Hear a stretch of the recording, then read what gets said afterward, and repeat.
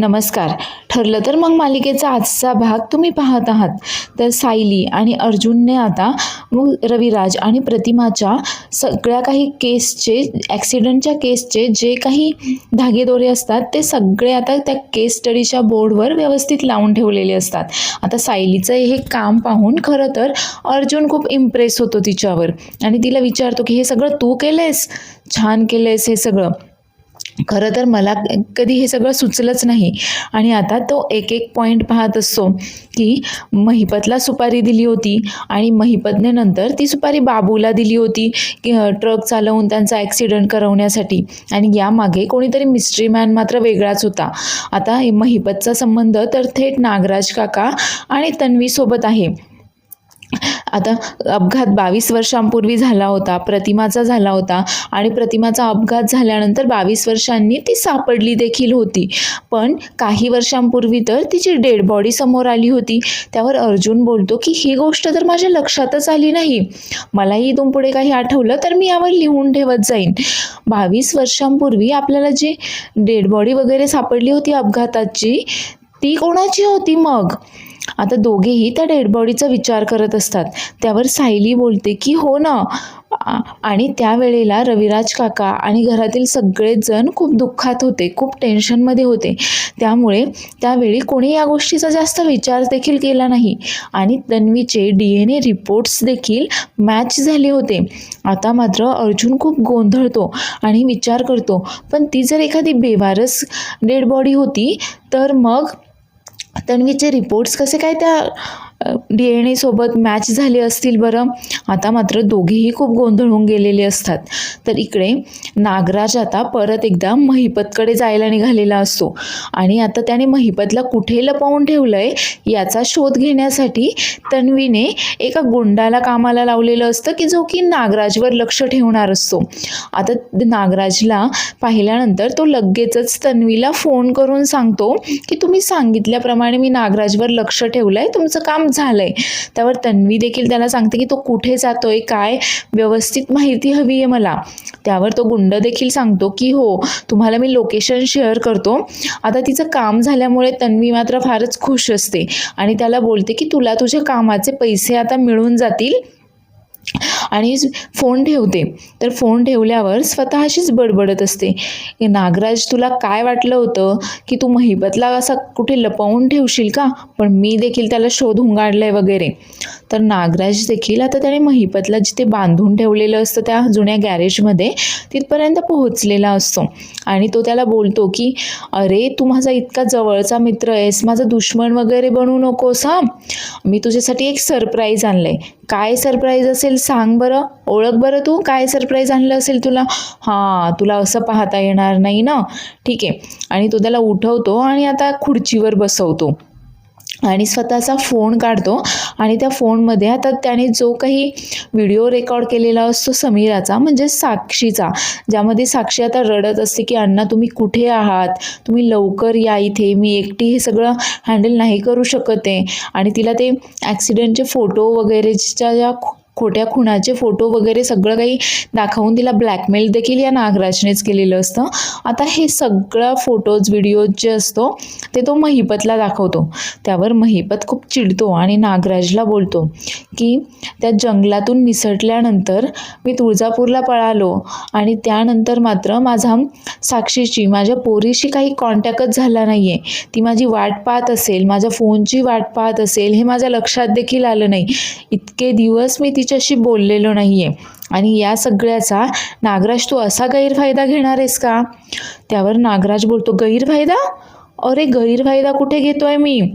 उलट तुझ्या अनुपस्थितीमध्ये तर मी तिची काळजीच तर घेतोय. तिच्या नागराज अंकलवर अगदी पूर्ण विश्वास आहे. आणि तू देखील तुझं तोंड जर बंद नाही ठेवलंस, जर या सगळ्यामध्ये दादाला सांगितलंस की मी तुला सुपारी दिली होती, माझा हात होता, तर मग मात्र मी तिचं काय करेल पहा. अरे उलट तू नशीबवान की अजून ती जिवंत तरी आहे. नाहीतर पोलिसांना वगैरे जर कळालं की साक्षी शिखरे जिवंत आहे म्हणून, तर ते तिला पकडून परत जेलमध्ये टाकतील. किंवा एखाद दिवशी जर अशी बातमी आली की तिने आत्महत्या केली आहे, तिचा तिचा खून झाला आहे, तिची बॉडी अशी सडलेल्या अवस्थेमध्ये वगैरे सापडली आहे, मग काय होईल बरं? आणि तो महिपतला धमकावून तिथून निघून जातो. तो निघून गेल्यानंतर महिपत बोलतो की नाही नाही साक्षी बाळा, मी तुला अजिबातही काही होऊ देणार नाही आहे, आणि या नागराजला तर मी असे दगडाने ठेचून ठेचून मारणार आहे ना. तर इकडे सायली आणि अर्जुन अजूनही त्या प्रतिमाच्या मिळालेल्या फेक बॉडीबद्दलच विचार करत असतात आणि DNA टेस्ट कशी काय पॉझिटिव्ह आली याचाच विचार करत असतात. त्यावर अर्जुन बोलतो की याचाच अर्थ हॉस्पिटलमध्ये जाऊन कोणीतरी हे काहीतरी मॅनेज केलेलं दिसतंय. ही तन्वी असू शकते का? नाही, ती अशा सगळ्या गोष्टी मॅनेज करूच शकते. त्यावर सायली बोलते की हो, पण यामध्ये तिचा काय फायदा? यामागे नक्कीच एखादा असा माणूस असणार आहे की ज्याला वाटत असेल की रविराज काकांनी या अपघाताचा, या केसचा सगळा काही शोध थांबवावा, आणि म्हणूनच त्याने ती फेक डेड बॉडी त्यावेळेस मॅनेज केली असणार आहे. पण त्यावेळेस आपण तर प्रतिमा हत्या सापडल्यानंतर असाच विचार केला होता की आपल्या हातून एका बाईचे अंतिम संस्कार वगैरे झालेले आहेत, त्याचं पुण्यच आपल्याला मिळालंय वगैरे. पण आता मात्र या सगळ्या गोष्टींचा विचार करायला हवाय. त्यावर अर्जुन देखील परत एकदा त्या बोर्डकडे जातो आणि विचार करत असतो की महिपतचा या सगळ्याशी संबंध असेल का? नाही, म्हणजे रविराज काकांनी त्याच्यापर्यंत पोहोचू नये, त्याला कोणी सुपारी दिली ते कळू नये, म्हणून तर त्याने हे सगळं केलं नसेल ना. आता दोघांच्याही संशयाची सुई आता महिपतवर येऊन अडकली आहे, आणि ते दोघेही आता या घटनेच्या मुळाशी जाण्याचं ठरवतात, आणि त्यांना ज्या हॉस्पिटलमधनं ही फेक डेड बॉडी मिळाली होती त्या हॉस्पिटलमध्ये जाऊन चौकशी करायचं ठरवतात. तसंच हे सगळं काही आता ते रविराजशी देखील बोलायचं ठरवतात. तर मध्येच आता सायलीच्या लक्षात येतं की सुमन काकू तिला म्हणाल्या होत्या की नागराज काकाला जी काही माहिती मिळते ती महिपतमुळे मिळते. त्यावर आता अर्जुनचा देखील संशय आता नागराजवर जातो व तो बोलतो की हो, कदाचित नागराजला पहिल्यापासूनच माहीत असेल का या सगळ्या गोष्टी, आणि त्याला महिपतकडनं या सगळ्या गोष्टी समजतायत. म्हणजे 22 वर्षांनंतर आपल्याला ज्या गोष्टी समजतायत ते त्याला आधीच समजल्या असतील का, आणि या सगळ्या गोष्टी तेव्हा रविराज काकाला समजू नये म्हणून कोणी हे केलं असेल का. तर आता दुसऱ्या दिवशी सकाळी मस्त सर्वजण नाश्ता करत असतात. तर सचिन सांगत असतो अस्मिता आणि सायली, कल्पनाला की मी लहान बाळाचे कपडे घेण्यासाठी दुकानामध्ये गेलो होतो, आणि तेव्हा त्यांनी मला विचारलं की मुलाचे हवेत की मुलीचे. तर मी त्यांना म्हटलं की काय फरक पडतो, सारखेच असतात ना लहान बाळाचे कपडे. त्यावर आता अस्मिता बोलते की अरे असं नसतं, म्हणजे बघ, मुलाचे ब्लू कलरचे असतात, मुलीचे पिंक कलरचे असतात. त्यावर सचिन बोलतो हो, तो दुकानदार देखील मला असंच बोलला, आणि मग मी दोन्ही कपडे घेऊन बाहेर पडलो. तेवढ्यात आता सर्वच जण त्याच्यावर हसत असतात. तर सायली सांगते की हो अस्मिताताई, मी देखील तुमच्या बाळासाठी स्वेटर विणायला घेतला आहे ना, त्यात हे दोन्हीही कलर आहेत बरं का. आणि हे सगळं काही दुरून आता अर्जुन पाहत असतो, आणि त्याला हा सगळा सचिनचा एक ड्रामा वाटत असतो. आता त्याला पाहताच सायली बोलते की अहो तुम्ही तिकडे का उभे आहात, या ना नाश्ता करायला या. आता अर्जुन देखील येऊन सचिनच्या शेजारीच नाश्ता करण्यासाठी येऊन बसतो. आता अर्जुनला आलेलं पाहून मात्र सचिन पुरता घाबरून गेलेला असतो, आणि तो आता कल्पनाला विचारतो. तेवढ्यात कल्पना सांगते अस्मिता, नाश्ता झाल्यावर पटकन आवरून घे आपल्याला गायनॅककडे जायचं आहे चेकअप करायला, लक्षात आहे ना तुझ्या. आता कल्पनाने असं सांगताच लगेच अस्मिता बोलते मम्मा मला आता कंटाळा आलाय, लगेच नको आपण थोड्या वेळानंतर जाऊयात. तितक्यात सचिन बोलतो मम्मा तुम्ही राहू द्यात, मी जातो ना अस्मीसोबत गायनॅककडे चेकअपसाठी वगैरे.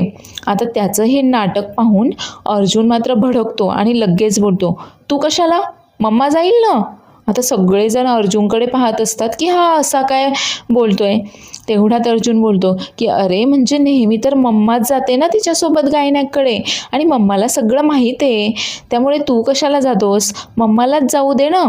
तेवढ्यात कल्पना बोलते की अरे हो, पण आता सचिन आहे ना इथे, त्याला जाऊ देत ना मग. आणि तसंही बाबाने देखील डॉक्टरांशी बोलणं तेवढंच महत्त्वाचं आहे. त्यावर आता अर्जुन बोलतो की ठीक आहे जा मग तू, आणि तो सचिनला बोलतो की तू थोडासा बाहेर येतोस का, मला तुझ्याशी बोलायचं आहे. त्यावर आता कल्पना बोलते की एवढं काय प्रायव्हेट बोलायचं आहे रे तुला त्याच्याशी, आमच्यासमोर नाही बोलू शकत का. त्यावर अर्जुन सांगतो की अगं काय आहे ना की त्याचं जे फ्लोरिडाचं ऑफिस आहे ना, त्याच्या ऑफिसच्या शेजारीच तिथे माझा एक मित्र राहतो आणि त्याचं काहीतरी काम आहे, म्हणून मग त्या संदर्भातच मला सचिनसोबत बोलायचं आहे. आणि तुम्हाला तसंही तो मित्र वगैरे कोणी माहीत नाही आहे, तर तुम्ही बोर व्हाल ना इथे, म्हणून त्याला म्हटलं की बाहेर चला आपण बाहेर जाऊनच बोलूयात म्हणून. आता मात्र सचिन पुरता घाबरून गेलेला असतो आणि आता अर्जुन आपल्याला काय विचारेल काय बोलेल याचं टेन्शन त्याच्या चेहऱ्यावर साफ दिसत असतं. पण आता त्याचा नाईलाज असतो, त्यामुळे तो देखील आता अर्जुनसोबत बोलण्यासाठी बाहेर येतो. तर सायली मात्र विचार करत असते की यांना एवढं काय बोलायचं आहे सचिन भाऊजींसोबत. आता बाहेर आल्यानंतर अर्जुन मात्र एकदम खडसावूनच सचिनला जाब विचारतो की काय चाललंय, काय नाटकं चालले होते आहात तुझे, अगदी अस्मिताताईची काळजी काय घेतोयस, तिच्यासोबत गायण्याकडे काय जायला तयार झालायस, बाळासाठी कपडे वगैरे काय आणलेस.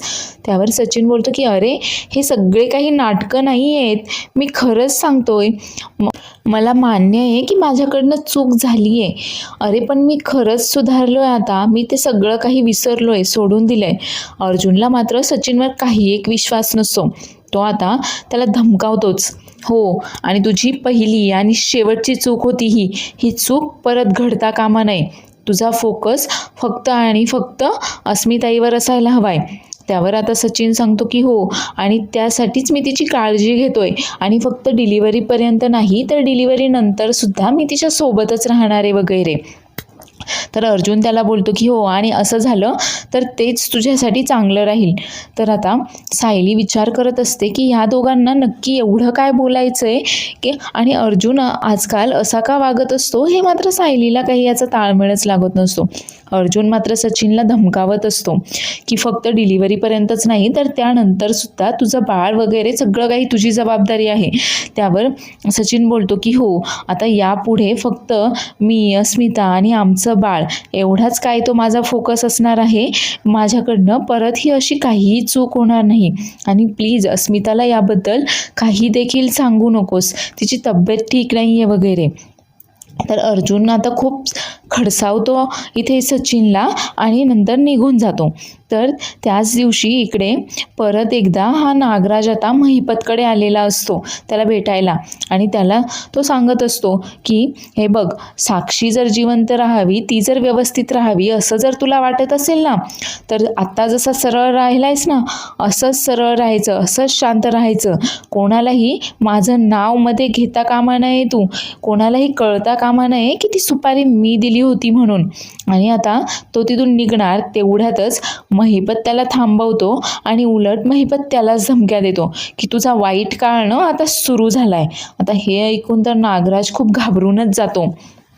तर सायली आणि अर्जुन दोघेही आता त्या केस संदर्भात ज्या काही फाईल्स वगैरे रविराजने जमा करून ठेवलेल्या असतात, जे काही कागदपत्र असतात ते सगळे पाहण्यासाठी इकडे रविराज आणि प्रतिमाकडे आलेले असतात.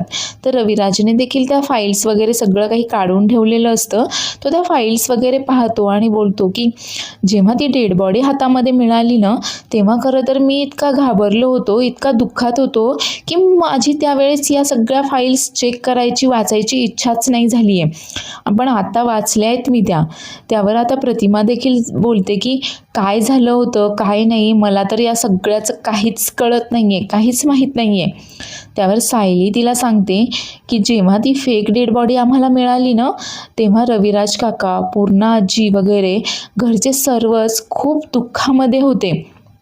तितक्यात अर्जुन बोलतो की हो, आणि याचाच कोणीतरी गैरफायदा घेतला असणार आहे. तर आता दोघेही, अर्जुन आता रविराजकडनं त्या फाईल्स घेतो आणि ते फाईल्स वगैरे तो पाहत असतो. तर आता त्या फाईल्समध्ये त्या फेक डेड बॉडी त्यांना मिळालेली असते, तिचे त्यांनी ते DNA टेस्ट वगैरे केलेली असते, सर्व काही हॉस्पिटलचे आणि इतर रिपोर्ट्स देखील रविराजने अगदी सांभाळून ठेवलेले असतात. तर आता अर्जुन जेव्हा ते DNA रिपोर्ट्स पाहतो तेव्हा त्याच्या लक्षात येतं की तेव्हा सॅम्पल घेतल्याची तारीख, ते हॉस्पिटलला सबमिट केले, त्याची रिझल्ट आला वगैरे, या सगळ्या काही वेळा आणि ती टेस्ट पूर्णपणे तो रिझल्ट जो आहे तो खोटा आहे. त्यावर अर्जुन सांगतो की हे तर काहीच मॅच होत नाही आहे, हे सगळा मॅनेज केलेला रिपोर्ट आहे. त्यावर रविराज देखील सांगतो की हो, माझ्या देखील आत्ता हे लक्षात आलं, मी जर तेव्हाच वाचलं असतं तर तेव्हाच आपल्या लक्षात आलं असतं. आणि हॉस्पिटलवाले मात्र आता काही एक मदत करायला तयार नाही आहेत. त्यावर सायली बोलते की म्हणजे हे तर सदाशिव आणि मैनावतीच्या केससारखंच झालं. तर तेवढ्यातच सुमनला काहीतरी सुचतं आणि ती बोलते की हो, म्हणजे जो कोणी असेल त्याला नक्कीच माहिती होतं की भाऊजी तुम्हाला वहिनींची बॉडी मिळाल्यानंतर तुम्ही असा सारासार विचार करूच शकणार नाहीत आणि त्याच गोष्टीचा त्याने फायदा घेतला असेल का. त्यावर सायली बोलते हो, म्हणजे नक्कीच हे कोणीतरी मुद्दाम घडवून आणलंय, हे टेस्टचे रिपोर्ट्स कोणीतरी मुद्दाम बदललेत. तर पुढील भागामध्ये आपण पाहणार आहोत की अर्जुन आता सुचवतो की आपल्याला त्या हॉस्पिटलमध्ये जाऊन या सगळ्यामध्ये कोण इन्व्हॉल्व होतं याची खात्री करून घ्यायला हवी आहे. कदाचित ते सुपारी देणारा माणूस कोण आहे त्यापर्यंत पोहोचण्यासाठी आपल्याला या सगळ्या गोष्टींची मदतच होणार आहे. तर सायली आता सुमनकडे येते. तर सुमनच्या लक्षात येतं की सायलीला तिच्याशी काहीतरी बोलायचं आहे. सुमन तिला विचारते की सायली अगं काय झालं, तुला काही बोलायचं आहे का माझ्याशी. त्यावर सायली सांगते की हो, मला ना तुमची मदत हवी आहे, म्हणजे नागराज काकांवर लक्ष ठेवण्यासाठी तुम्ही आमची मदत कराल का. त्यांना कोणाचे फोन येतात, कोणाचे मेसेजेस येतात, ते कधी घराच्या बाहेर पडतात, कोणाला भेटतात, काय हे सगळं काही तुम्ही आम्हाला सांगू शकाल का. याची आम्हाला ही सगळी केस सॉल्व करायला मदतच होईल. तर आता सुमन सायलीची मदत करेल का हे पाहण्यासाठी पुढील एपिसोड पाहायला विसरू नका. आणि एपिसोड आवडला असल्यास चॅनलला लाईक, शेअर आणि सबस्क्राईब करायला देखील विसरू नका. धन्यवाद.